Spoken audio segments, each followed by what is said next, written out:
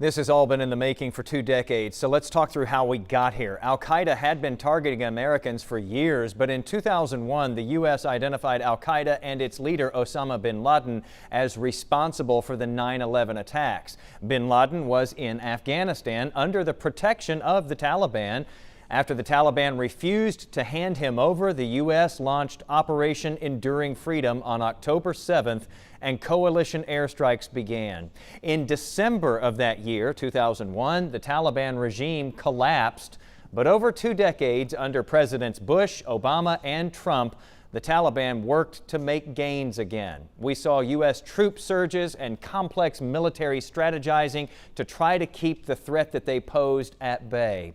Then in February of 2020, under President Trump, the Taliban and the U.S. signed a deal to withdraw U.S. troops.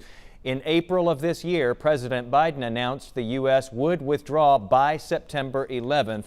The Taliban then launched a huge offensive in May, but over the last 10 days, they captured dozens of regional capitals, and yesterday they took Kabul. And I think that that's what took a lot of people by surprise, the speed with which they moved not just through the country. They thought that there would at least be some last stand there around the capital city, Chris and Izzy, and it just fell like the rest of them.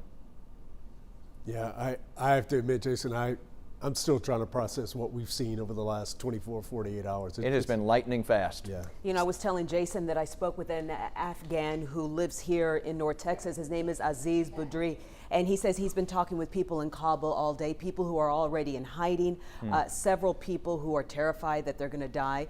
And he said he's concerned that his country is going to go, quote, back to the dark ages.